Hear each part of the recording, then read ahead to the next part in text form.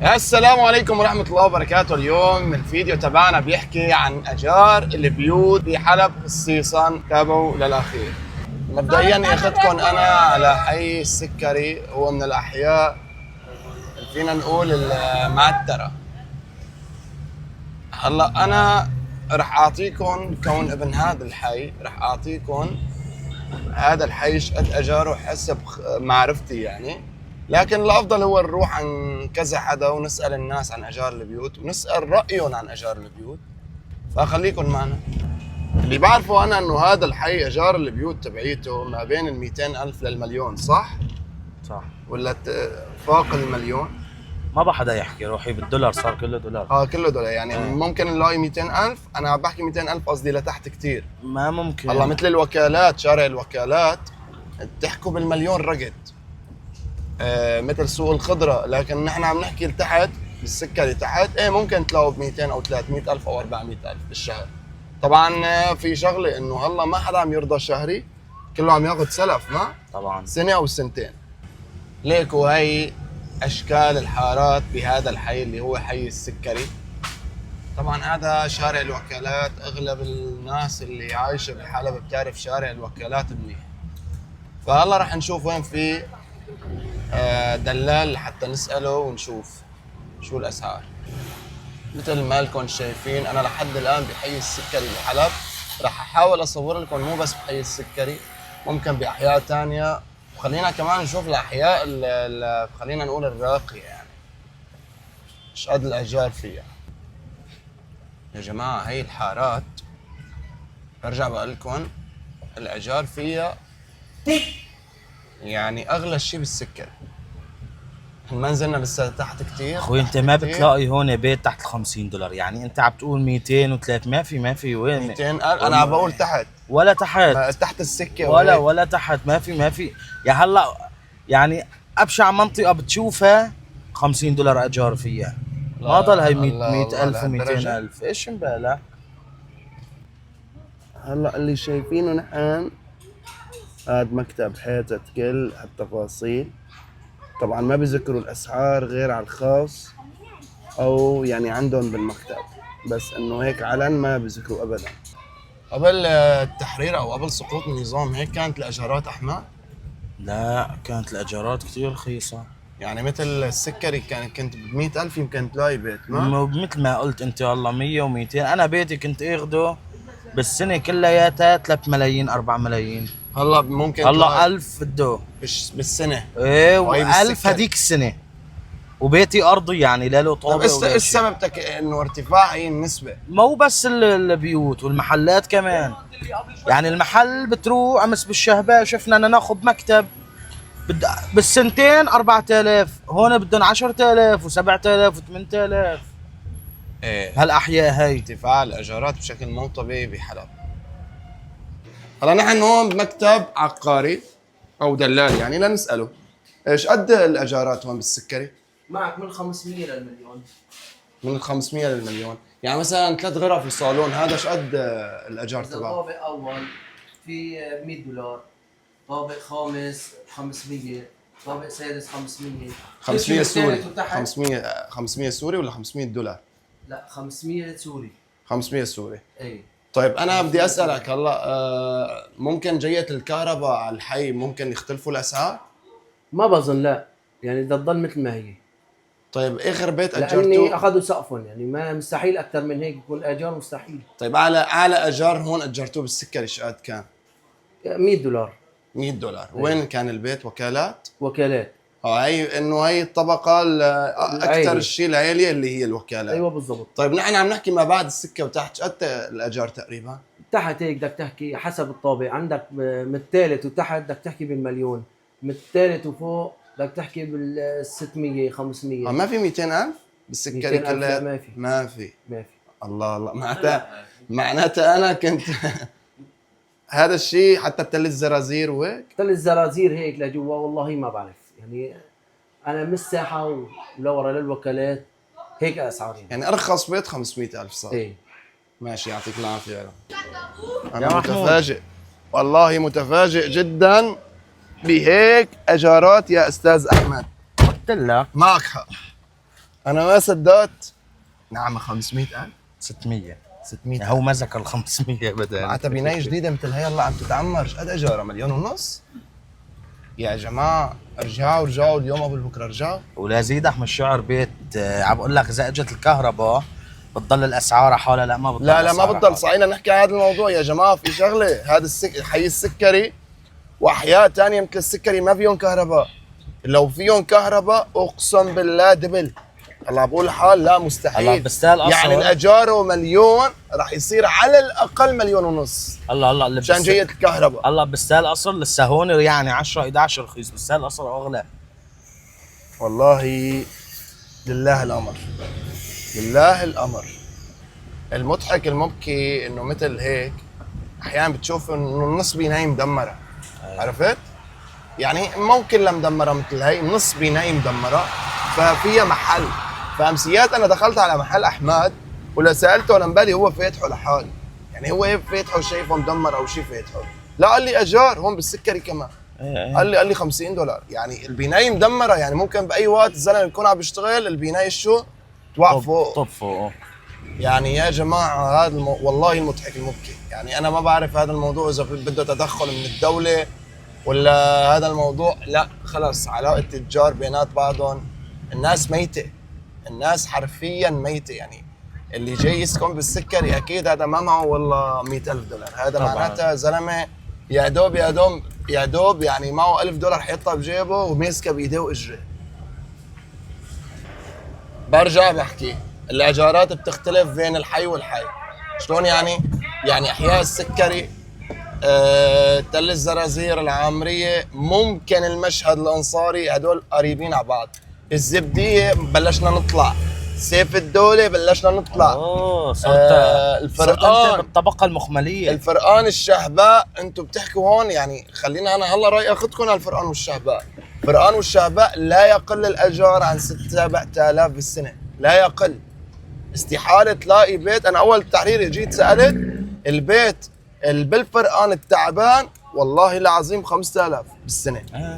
فما بالكم هلا؟ يعني اكيد هلا 8,000 رقد. هو على فكره كان رخيص يعني يعني. على الشهباء لسه افضل. ما انت عم تقول اول ما جيت كان رخيص. وعندنا جمعيه الزهراء شو قد كمان طلعنا لفوق كثير خالص. فنحن عم نجيبكم من الاحياء القليل لا لا لا لا لفوق. عندنا هي المنطقه اسمها منطقه جسر الحج، او هون عندنا لقدام في حي اسمه الفردوس او مساكن الفردوس. مساكن الفردوس بنحكي $200 لانه افضل من الفردوس بس شوي. اما الفردوس بنحكي نفس السكري تقريبا، يعني 600,000 700,000 مليون. عندنا هون الكلاسه لقدام. الكلاسه عندنا بتجي اخف من بستان القصر صح؟ لا اغلى؟ الكلاسه اغلى من بستان القصر؟ بس مساكن بستان القصر.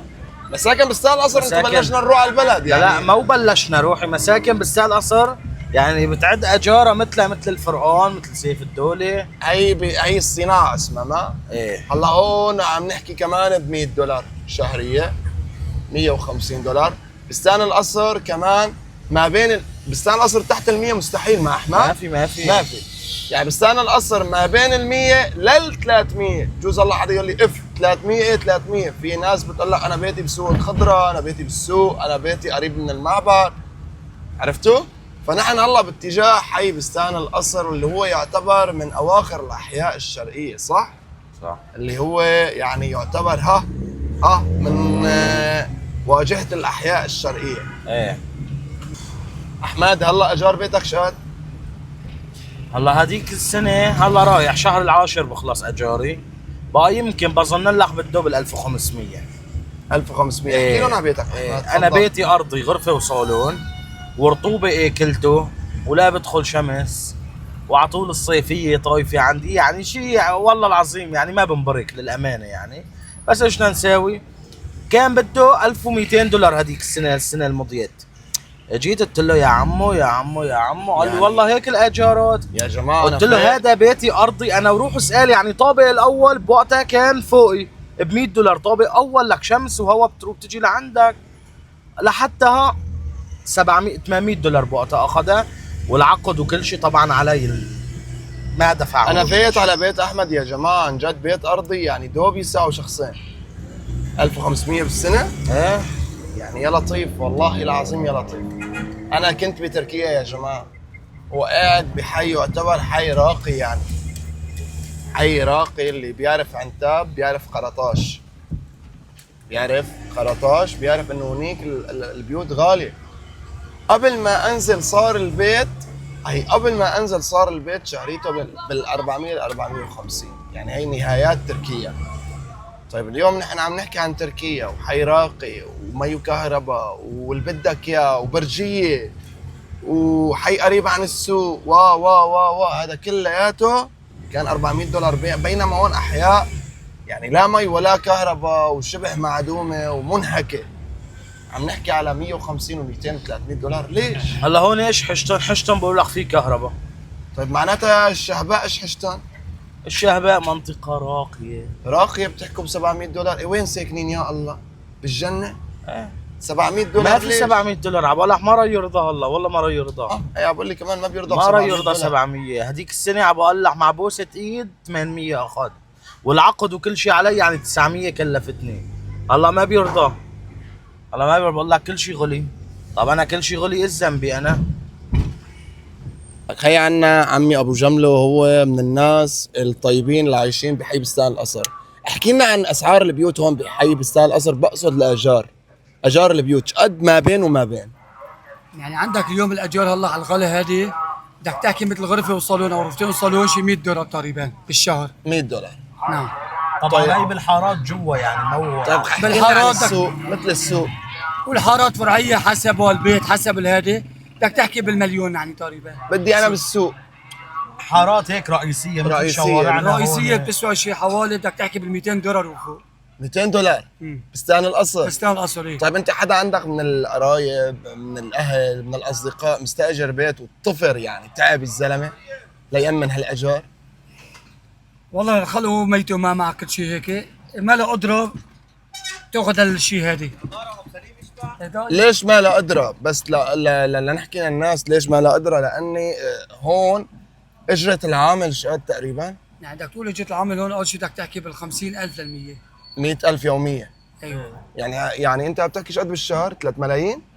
3 ملايين هي راح من البيت 1.5 مليون وعنده كهرباء ومي وايش بده يعيش؟ بده يعيش ب500,000؟ بدي اعيش على قدهم يعني. تفضل احكي لنا عن اجار البيوت بستان القصر. اجار البيوت بستان القصر بدي مناطق الفرعيه والشوارع الفرعيه والشوارع الرئيسيه. هلا الشارع الرئيسي عم يطلب بال 150 $200 والفرعي عم يطلب اقل شيء $100. طيب هون اقصى العالي جدا شقد بستان القصر وصل؟ العالي جدا وصل لل $200 طابق اول. بهذا الشارع اللي هون اجرهم $200. عندك اليوم بالشارع الفرعي مثلا طابق الخامس اجاره $100 125 لل $100. ما بتشوف الاسعار يعني كاني يعني طبعا على مدخول العالم غالية على مدخول على يعني. مدخول العالم هذا كثير عليه. عرفت شلون؟ طيب بيختلف الحي اذا كان فيه كهرباء ولا؟ طبعا هلا بيختلف. حي السكري غير هون، بس بيختلف عندك هون بالنظافه. اذا السكري عندك بيت مدوكر سوبر ديلوكس عم يطلب مليون بالشهر. طيب اذا هلا اجت الكهرباء على السكري رح يختلف الموضوع؟ طبعا رح بيختلف، بيقول لك صارت في كهرباء. رح يختلف. ايه ماشي. هون العالم كلياتها بترغب لاني هون في كهرباء وهي قريبه على البلد. وقريبة كمان على بستان البلد. القصر.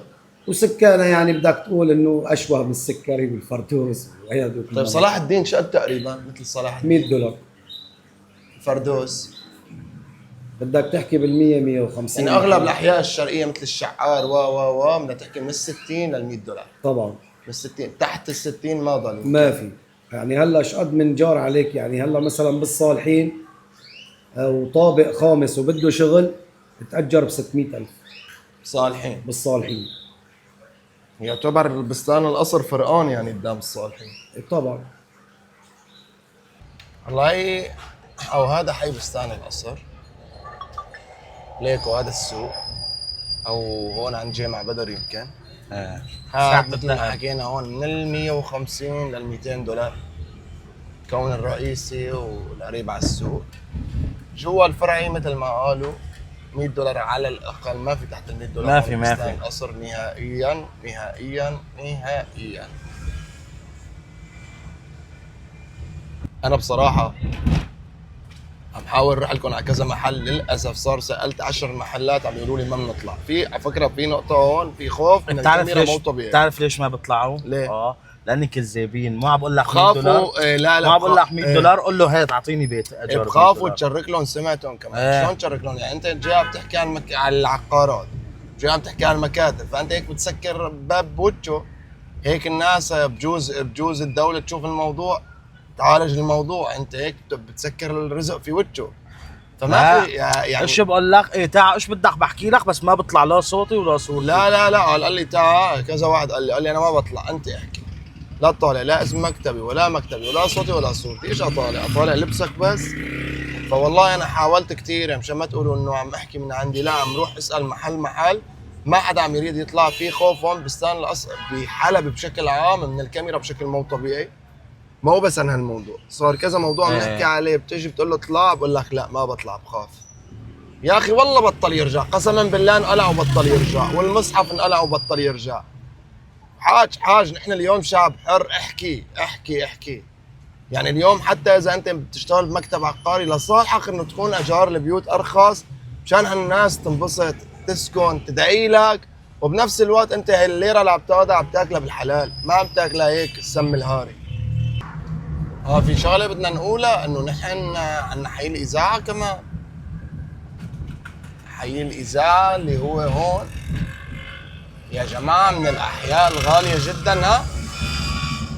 الإذاعة من الأحياء الغالية جدا كشراء بيوت وكإيجارات. يعني مو بس غالية. يعني هون كمان بنحكي بال400 و500 بالإذاعة، ما بنحكي بالأقل. لأن الإذاعة بتطلع حلب، هي معروفة إنه أعلى منطقة بحلب، فبتطلع كل حلب ومخدمة الإذاعة، يعني منطقة راقية تعتبر مخدمة. والله نحن باتجاه حي الفرقان حتى نصور لكم هونيك كمان شو تكلفة سعر الأجار. هي المنطقة اسمها الفيض. فيض مشار، ما بين المفيض والمشار. صحيح. كمان هون بنحكي $200-250. ما هو يعتبر هالمناطق هي المناطق واو، يعني هي مناطق متوسطة. هون هي المنطقة اسمها الكرة. هون نحن حاليا عند دوار الكرة. كمان بلشنا نحكي بال400 وما فوق. هي الأحياء. هون المارتيني على اليمين صح؟ كمان المارتيني حي واو يعتبر. ايه خالص. هلا انت نحن فتنا بمراحل الواو. ايه. مراحل الأحياء اللي بدك تعبي جيبك كتير لحتى تسكن فيها. يعني يا جماعة أنا هذا الموضوع يعني مضايقني. هذا الشيء مضايقني كتير، انه عم نحكي يعني اسعار ما بين الارض والسماء، يعني اسعار خياليه والله خياليه. وهي حي الفرقان. حاليا دخلنا لحي الفرقان. خليني اقول لكم انه حي الفرقان وحي الشعباء من اغلى الاحياء بحلب كشراء وكاجار. الشراء بنحكي يعني انا نسيت اقول لكم انه مثل حي السكري سعر البيت ما بين $10,000 لل$20,000. حي بستان القصر سعر البيت ما بين $25,000 لل$35,000. صح؟ اكثر بستان القصر. حي صلاح الدين ما بين $15,000 لل$25,000. حي المشهد ما بين $15,000 لل$20,000. حي الفردوس ما بين $10,000 وال$15,000. حي الشعار ما بين $12,000 لل$20,000. نجي نحكي على المناطق هاي. خليني ادير الكاميرا ثواني. نجي نحكي على حي الفرقان، انتوا عم تحكوا هون ما بين $150,000. ممكن نقول بيلتقوا ب100، ممكن يلتقوا لهم ايه يعني جواني وشمس ما بين $100,000 لل$200,000. خلينا نروح على الشهباء انتم بتحكوا كمان ما بين $150,000 لل$300,000. ما في 150. ما في بشيء. انا عم بعطيكم متقارب يعني. فرح نحكي الله على الاجارات. انا شايل فكره الاسعار البيوت لان الاسعار خياليه حرفيا. برجع بحكي انا كنت موجود بغازي عنتاب، يعتبر بحي راقي، سعر البيت اللي انا كنت قاعد فيه لا يتجاوز ال60 70 الف دولار، رغم انه هو ببرجيء وبمنطقه راقيه والكهرباء والمي وجميع المتطلبات الحياه موجوده ومتوفره. فوالله ما بعرف، اسعار البيوت بحلب خياليه، زائد بيقولوا كمان بالشام الاسعار الشام لسه اغلى من حلب. خياليه كمان. يعني عندنا هالمدينتين الوضع فيهم كاسعار بيوت كاسعار اجارات عن جد لازم يلتقى له حل ضروري جدا. هلا ليش غاليه الفرقان؟ لاني بصراحه الفرقان انا مالي مع انه تكون غاليه، لكن هو من الاحياء الحلوه الجميله النظيفه الراقيه الهاديه، زائد شوارع حلوه. طيب اوكي يعني بتستاهل تكون غاليه بس مو لهالدرجه. يعني حي الفرقان وحي الشهباء بيستاهلوا لكن مو لهالدرجه تماما. هلا نحن بهيك حي، انا من سنتين تقريبا بنفس هذا الشارع دخلت على بيت مثل ما خبرتكم طلب $5000 سنويه، يعني 10000 السنتين. مثل هيك حي هاد من سنتين. هاد من سنتين. يعني هلا بدكم تحكوا صار البيت على الاقل 7000 على الاقل. فهلا فتنا على المكتب، خبروني بالمكتب انه هون الاجارات لا تقل سنويا 4500 ل $7000.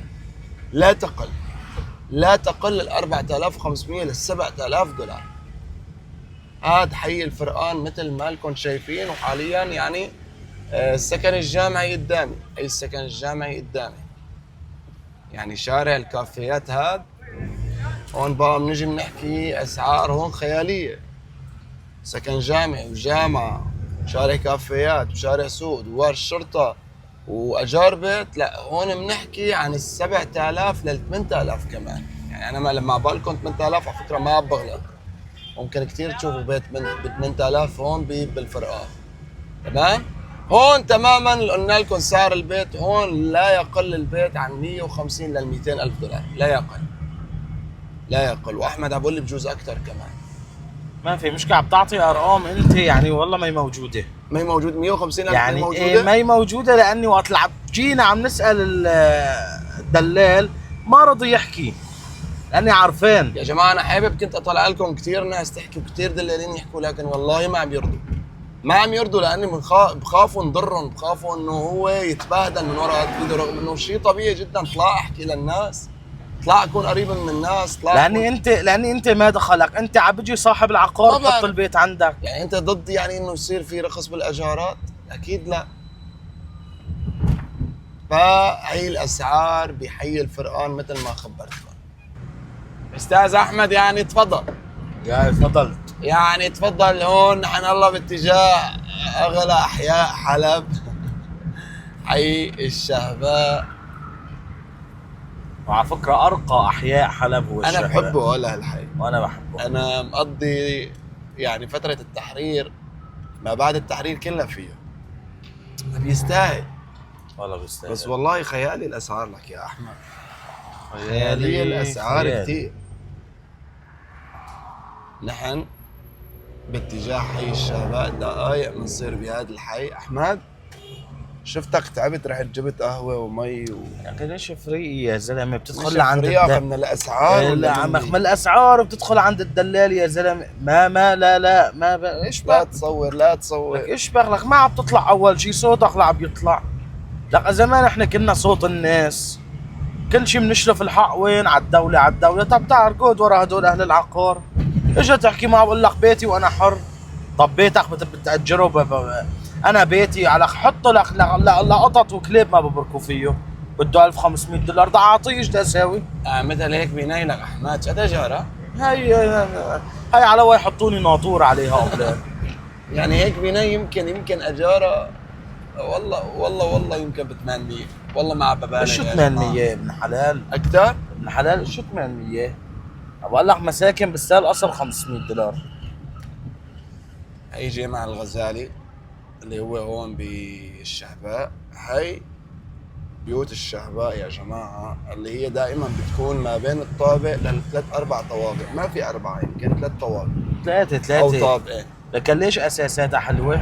يعني هلا راي اخذكم مكان ما بنصور نحن، وفيها فيلات كمان ما ايه يعني اجار الفيلا شو تقريبا احمد هون؟ هي ما فيلا، بس هي اهل البناي، يعني هي بناي 3 طوابق، اهل البناي كلهم يعني عاملين مدخلهم يعني بشهي لا شفنا المدخل. فيلات من شوي صح؟ في يعني هيك فيلات. الفيلات انت شو هون اجارهم تقريبا؟ احكي لك الفيلا بالاربعه يعني شو أربعة ايش؟ 4000. 4000 فيلا 4000 الحلال. روح بالله على اليسار. هون فرج لي الغرام هون. هاي هون الشهباء الغرام.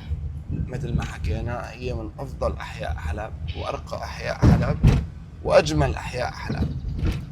يعني هذا الحي يعتبر من الاحياء اللي بتشبه بلاد الغربه ايوه مثل تركيا واوروبا وغيره. ما بنبالغ، بجوز الشارع زي حاله، لكن حرفيا يا جماعه بالواقع والله الشهباء حلوه، الشهباء بتجنن. ورجيهم هاي البناية. يعني شوفوا لي هي البنايه بسم الله ما شاء الله، الله يهني صاحبها، بكونوا اصحابنا ورفقاتنا.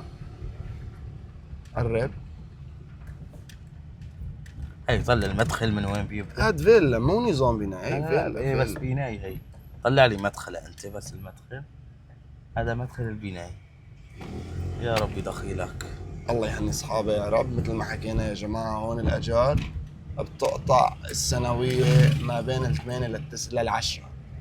ما عم بالغ، اجار البيوت بحي الشهباء ما بين ال8 لل10,000 دولار السنوي. والله يا احمد انا شفتك يئست ويأسني ويأسنا بعض ويأسنا المتابعين ويأسنا الفيديو ويأسنا اصحاب العقارات. لا والله ما موضوع يأسنا، بس والله شي بالنار يا يعني. جماعه يعني نحن بجوز مثلا عم نستغل 1500 ولا 1000، بس الحمد لله الله ما عم بقطعنا. في عم عالم نجيبها، بس في في عالم عالم عن والله عم جد. بتنام بالشوارع. لا يعني انت عم تحكي عن يوميه عامل 50,000. هلا انت عم تحكي يعني على يومية بياخد عامل. 100,000 والله اللي يعني بياخد إيه 100,000 هذا ملك زمانه. انت عم تحكي انا شقد جمعيتي انا. يعني احمد مثلا $50 جمعيته، انا $50. بيشتغل بمحل بعفوا بالمعرض $50. هو غلط نحكي، لكن برجع بحكي يا جماعه يا ناس، وهي نحن شو اجار ايش البيوت بننعد؟ انا مشهور يعني. بجوز انت تشوفها رخيصه كصاحب بيت، لكن عند المستاجر اقسم بالله بيشوفها انه عم بياخد من كبد اولاده بيعطيك، لاني انت ما عم تخليه ياكل. يعني انت عم تحكي شهريته بتحسن 3 تتأخر عليه ملايين. يوم؟ ما بتحسن تاخر، بهددك فورا في غيرك. ما بهددك فورا اطلع لبرا. يعني شهرية 3 ملايين. عنا الأجار على الأقل ما بين ال500 والمليون، راح المليون هو 200,000 كهرباء. وبعد ايش هذا شلون بدي يعيش؟ واليوم نحن عم نحكي أسعار الأكل، يعني والله مو شيء رخيص. للأسف وضع البيوت أنا شايفه إنه في بعض الأحياء بيستاهل رقم، لكن مو هالأرقام. مثل ما حكيت مثل احياء الشهباء الفرقان. هلا اللي بده ياخذ بهالمناطق اكيد موهمه اذا بيقول له 20,000. لا يا اخي خلي لا يكون في اسعار منطقيه. في ناس عم تجي من برا البلد، عم تجي شهر وشهرين وثلاثه، لك وفي ناس مقتدره عم تجي تاخذ البيت هون السنه وبتجي لك كل شهر شهرين لتجي هذا مؤاخذة مثل ما هذا مقتدر. هذا يعني الزلمه اللي جاي يستاجر بالشهباء والفرقان، هذا الزلمه الله يعطيه، الله يعطي كل الناس. هذا حكي الله يعطيه. لكن اللي رايح على احياء السكري والعامريه والزبديه، يا اخي هذا الزلمه عايف حاله، بده يعيش اليوم وبده يعيش اولاده. فبنتمنى من اصحاب البيوت يا زلمه يا صديقي يا عزيزي، تذكر انه نحن لبعض، وتذكر انه هذا الشخص اللي عم يجي يستأجر بيتك اعتبره اخوك، ورقاف بحاله لاني صدقا لازمنا رأفة بحالنا. نحن هون بسوريا بجوز سقط النظام والحمد لله سقط، وبجوز خلصنا، وبجوز الحمد لله رجع الامن والامان، لكن الرأفة بين بعض ما هي موجودة. الرحمة بين بعض ما هي موجودة. كلياتنا عم ناكل بعض. نحن انتم سمعانين يعني. بشيء اسمه آكل لحوم البشر، نحن حرفيا عم ناكل لحم بعض. مو بالضرورة بالمعنى انه عم ناكل لحم بعض، لكن حرفيا عم ناكل لحم بعض بالاسعار، بالاجارات، بالشغل. يعني اللي عم بشغل، انتوا عم تحكوا الناس اللي عم بتشغل الناس ليش؟ المعلم بيجي بشغل اجير عنده، واللي عامل قسما بالله من أسوأ المعاملات. أيوة. ومن ارخص الاجارات. ليش الناس صارت تفضل انه الغربه؟ لا مو كرمال بلدها، الناس بتعشق بلدها، بتعشق شوارعها، بتعشق حارتها، بتعشق جيرانها. الناس عم تفضل تطلع لبرا كرمال الاجارات، كرمال انه ما ضل معه ما عنده القدره انه يروح يعيش ب100,000، عفوا ياخذ 100,000 من المعلم يجي يحطها هون وهون. فصار يفكر انه يهج، مو كرهان بالبلد، كرهان بالناس اللي بالبلد اللي عم تعامله بهي الطريقه. يعني بقولوا لك برا مثلا الايجار والاكل والشرب غالي، بس كمان عم تاخذ حقك. مشكلتنا مو بس عم سقوط تاخذ حقك، النظام. يعني راتب مو مثل هون عم تشتغل كل الجمعة و12 ساعة دوامك على $50. مشكلتنا مو بس سقوط النظام، مشكلتنا هي سقوط السلبيات تبعيتنا، والفاسدين. سقوط الفاسدين، سقوط القلب الاسود اللي داخلنا. لاني والله من السهل نرفع حال بعض. اللي خلفوا شعب تشتت ب1000 دولة، وشعب تشتت بالمخيمات، وشعب تهجر، وشعب صار تحت الأرض، وشعب مات. بيستاهل انه بعد هالسقوط وهالفرحة انه نرقب حال بعض ونكون جنب بعض لحتى الله يطلع فينا. بس هاد كان فيديو اليوم، بتمنى نكون وصلنا لكم الصورة الصح، ما يأسناكم، لكن هذا الواقع. لسه والله لو نصور لكم مثل أحياء السكري وأحياء الفردوس وهي الأحياء حالهم والحياة اللي عايشين فيها والشوارع والنظافة والخدمات والبسطات و لحتى أنتم تقولوا هي الأحياء، يعني الله يعين أهلها، الله يعين أهلها شلون عايشين فيها. فنحن ما عم نطالع هي الصورة، لأني بنقول ما بدنا نيأس اللي برا، بجوز اللي برا مشتاق للبلد، نحن بنحب البلد أكتر من كل الناس. لكن برجع وبقول بدها شغل وبدها صبر وبدها رأفة بين بعض. هاد كان الفيديو تبعنا اليوم. بتمنى انه اذا عجبكم الفيديو تشتركوا بالقناة، تحطوا لايك وتكتبوا لنا بتعليقات الفيديو الجاي ايش بدكم يكون. وبنحبكم كتير، ولا تنسوا الصلاة على سيدنا محمد. اللهم صل على سيدنا محمد. والسلام عليكم.